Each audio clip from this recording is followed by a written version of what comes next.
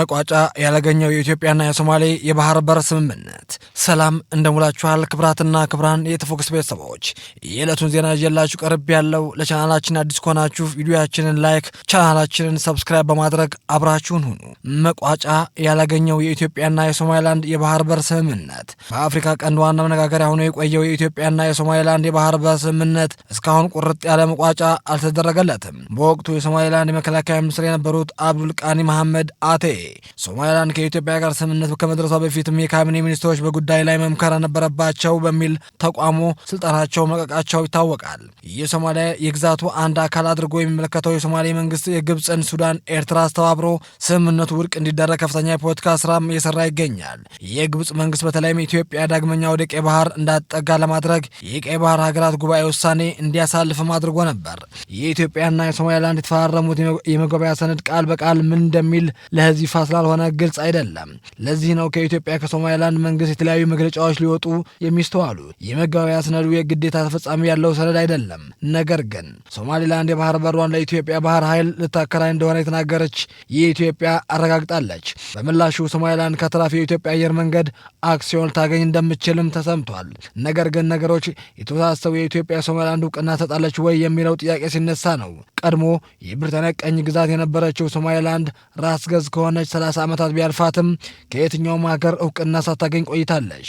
ባለፈው ሳምንትም የእስራኤል መንግስት በይፋ ሶማሌላንድ የሀገርነት እውቅና ሰጥቶ ነበር። ስምምነቱ በተፈረመ ወቅትም የቀድሞ ሶማሌላንድ ፕሬዚዳንት ሙሲ ቢሂ አብዲ ኢትዮጵያ ለሀገራቸው ወደፊት እውቅና ልትሰጥ እንደምትችል ያላቸውን እምነት ተናግረው ነበር። ኢትዮጵያ ይህን ጉዳይ እስካሁን አላረጋገጠችም። ባይሆን የኢትዮጵያ መንግስት ከስምምነት በኋላ ባወጣው መግለጫም ለሶማሌላንድ እውቅና ለመስጠት በተመለከተ አቋም ለመያዝ መስማማቱን ገልጾ ነበር። ከሶማሌላንድ ጋር የተፈራረመው የባህር በር ስምምነትም ሰሞኑ በኢትዮጵያ ፓርላማ ጥያቄ ተነስቶበት ነበር። ፓርላማ መደበኛ ስብሰባውን ላይ ተገኝተው የውጭ ጉዳይ ሚኒስትር ዶክተር ጌዲዮን ጢሞቴዎስ ከሶማሌላንድ ጋር በተያያዘ ለተነሱ ጥያቄዎች ምላሽ ሳይሰጡ ቀርተዋል ተብሏል። እስራኤል ለሶማሌላንድ ከሰጠችው የነጻ ሉዓላዊነት ሀገር እውቅና በኋላም ባለፈው ሳምንት የመጀመሪያ ስብሰባ ያደረገው የህዝብ ተወካዮች ምክር ቤት ኢትዮጵያ ከሶማሌላንድ ጋር የደረሰችው የመግባቢያ ሰነድ የት ደረሰ የሚል ጥያቄ ማንሳቱ ይታወቃል።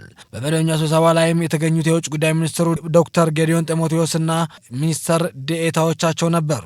ጥያቄ ካነሱ ፓርላማ አባላት አንዱም የአማራ ብሔራዊ ንቅናቄ አብን ተመራጭ ዶክተር አበባው ደሳለው የኢትዮጵያና የሶማሌላንድ የመግባቢያ ስምምነት የተፈራረሙት 2 ዓመት ሊሞላው ቀናት የቀሩት ማስታወስ ጥያቄውን አቅርበው ነበር። የመግባቢያ ስምምነቱ የኢትዮጵያ በኤደን ባህር ሰላጤ ላይ 20 ኪሎ ሜትር የባህር ጠረፍ በኪራይ ውል ለማግኘት የሚያስችላት እንደነበር አንስተዋል። በምትኩም ኢትዮጵያ ከተባበሩት መንግስታት ድርጅት አባላት ሀገራት መካከል የመጀመሪያ በመሆን ለሶማሌላንድ ሀገር እውቅና መስጠት ተስማምታ እንደነበር ገልጸዋል። ዶክተር አበባው ኢትዮጵያ የባህር በሩን ሳታገኝና ሶማሌላንድ እውቅና ሳትሰጥ በእስራኤል መቀደሟን በጥያቄ ጠቅሰዋል። ኢትዮጵያ ለሶማሌላንድ እውቅና በመስጠት ሁለተኛው ሀገር ትሆን እንደሆነ በፓርላማ አባላዊ የውጭ ጉዳይ ሚኒስትሩ ጠይቀዋል።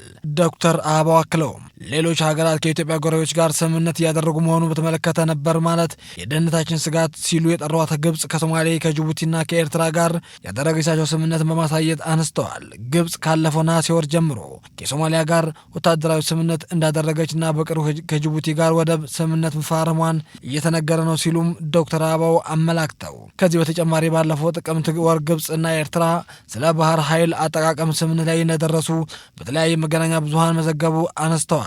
ዶክተር አበባው ታዲያ እኛ ከአንዳቸውም ሀገራት ጋር የተጨበጠ የወደብ መብት ሳናገኝ በሚዲያ ብቻ እያወራን የበይ ተመልካች እየሆንን መቀመጣችን እስከ መቼ ነው በማለትም ጠይቀዋል።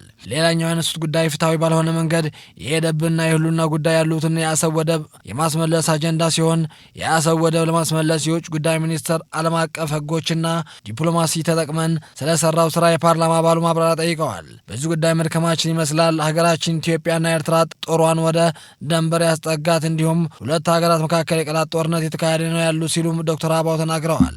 ሌላ የፓርላማ አባል በበኩላቸው መንግስት የኢትዮጵያ ባህር በር ፍላጎት ለማሳካት ምን እየሰራ እንደሆነ ጠይቀዋል። አቶ ካሚል ሀሽም የተባሉ የፓርላማ አባል የኢትዮጵያ ባህር በር ፍላጎት ለማሳካት ከሶማሌላንድ ጋር የመግባቢያ ሰነድ መፈራረሟን አስታውሰው ይህ ስምምነት ወደ ተግባር ከመቀየር አንጻር ምን እየተሰራ ነው ሲሉ ጠይቀዋል። የወደፊት ዕጣ ፈንታስ ምን ሊሆን ይችላል ሲሉም አክለው ጠይቀዋል። ይሁን እንጂ በፓርላማ መደበኛ ስብሰባ ላይ የተገኙት የውጭ ጉዳይ ሚኒስትሩ ዶክተር ጌዲዮን ጢሞቴዎስ ከሶማሌላንድ ጋር በተያያዘ ለተነሱ ጥያቄዎች ምላሽ አልሰጡም ተብሏል። ከፓርላማ አባላት ለተነሱ ጥያቄዎች ምላሽ ማብራሪያ የሰጡት የውጭ ጉዳይ ሚኒስትር ጌዲዮን ጢሞቴዎስ ቀጥተኛ ምላሽ ከመስጠት ቢቆጠቡም ኢትዮጵያ አብዛኛው ጎረቤት ሀገራት ጋር ያላትን ግንኙነት ጥሩ የሚባል መሆኑ ተናግረዋል። አብዛኛዎቹ ጉዳዮች ላይ ተግባብተን በጋራ ነው የምንሰራው ሲሉ ምላሽ ሰጥተዋል። በአንዳንድ ሀገራት ውስጥ ያሉ እርስ በርስ ግጭቶች የኢትዮጵያ ጨምሮ በቀጠናው ያሉ ሀገራት እርስ በርስ ያላቸው ግንኙነት ላይ የሚያጠላው ጥላት ስለመኖሩ የጠቀሱት ዶክተር ጌዲዮን ጢሞቴዎስ ከግጭቶቹ በተጨማሪም የቀጠናው ሀያላን ሆኑ መካከለኛ ረድፍ የሚሰለፉ ብዙ ሀገራት ናቸው የጣሉበትና የራሳቸው ጥቅም ለማስከበር የሚሾካሾኩበት የመሆኑ ጉዳይ ለአካባቢው ሀገራት ግንኙነት ፈተና መሆኑን አስረድተዋል። የውጭ ጉዳይ ሚኒስትሩ በወደብና የባህር በር ጉዳይ በተመለከተ በሰጡት ማብራሪያ ኢትዮጵያ የቀይ ባህር ጋር ያላት ግንኙነት እና ትስስር ስትራቴጂካዊ የሆነ ጉዳይ ጊዜ ጥቅማችንና ትልማችን ታሳቢ ያደረገ እንደሆነ ላሰምርበት ፈልጋለሁ ሲሉ ተደምጠዋል። ኢትዮጵያ የባህር በር ያጣችው ለረጅም ጊዜ ታቅዶበትና ታስቦበት በተሰራ ሴራ እንደሆነም ጌዲዮን ለፓርላማ አባላቱ ጠቅሰዋል። ይህንን ሁኔታ ለመቀልበስና ለማስተካከል የረጅም ጊዜ እይታ ያስፈልጋል ያሉት ዶክተር ጌዲዮን ጢሞቴዎስ ነገሩ በአጭር ጊዜ የሚፈታ ጉዳይ አለመሆኑ አመላክተዋል። የውጭ ጉዳይ ሚኒስትሩ ፍትሐዊና ተገቢ ያሉት የባህር በር ጥያቄ እንዲሁም እውን መሆን አለበት ወደሚል ምዕራፍ ተሻግሯል በማለት ከፓርላማ አባላቱ ለቀረበ ጥያቄ ምላሽ ሰጥተዋል። ልክ በዛሬው ዕለት ከ2 ዓመት በፊትም ኢትዮጵያና ሶማሊላንድ የወደብ ስምምነት መፈጸም በአዲስ አበባ የተፈራረሙት የመግባቢያ ስምምነት ኢትዮጵያ በሶማሊላንድ የባህር በር ወደብ መልማት የሚያስችል እንደሆነም ተገልጾ ነበር። የመግባቢያ ስምምነቱ የኢትዮጵያ ቀይ ባህር ጠረፍ ላይ ያላትን የራሷ ጦር ሰፈር እንድትገነባ የሚያስችል መሆኑ በፊርማ ስነ ስርዓቱ ተገልጿል። ኢትዮጵያ በምላሹ ራስ ገዝ ለሆነችው ሶማሊላንድ እንደ ሀገር እውቅና እንደምትሰጥም በስምምነቱ ላይ ፊርማቸው ያኖሩት የቀድሞ የሶማሊላንድ ፕሬዚዳንት ሙሴ ቢሂ አብዲ በወቅቱ ገልጸው ነበር።